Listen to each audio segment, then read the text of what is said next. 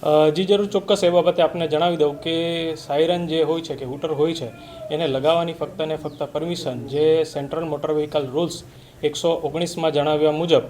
Ambulance છે, fire ફાઇટરો છે અને ડિઝાસ્ટર મેનેજમેન્ટ ડ્યુટી સાથે સંકળાયેલા જે પણ વાહનો જે છે અને બચાવ રાહત દરમિયાન જે વાહનો ઉપયોગમાં લેવાતા હોય એની અંદર આ સાયરન ફિટ કરી શકાતા હોય છે અને મલ્ટી કલરની લાઇટોનો ઉપયોગ થતો હોય છે. જી જરૂર, ચોક્કસ એ બાબતે આપણે જણાવી દઉં કે અત્રેની કચેરી અથવા ડાયરેક્ટ વાહન વ્યવહાર કમિશનરશ્રીને એ બાબતેની એપ્લિકેશન કરવાની રહેતી હોય છે અને ત્યારબાદ જે ગુજરાત ગવર્મેન્ટ જે પરમિશન આપે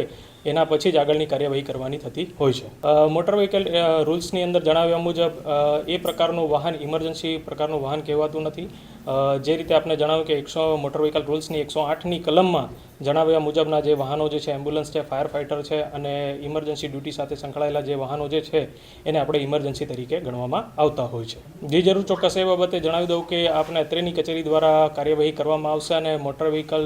એક્ટની કલમ 194F મુજબની કાર્યવાહી કરવામાં આવશે. આ કાર્યવાહીની અંદર દંડની જોગવાઈ રહેતી હોય છે કે જેની અંદર 1000 રૂપિયા સુધીનો એની અંદર દંડ થતો હોય છે.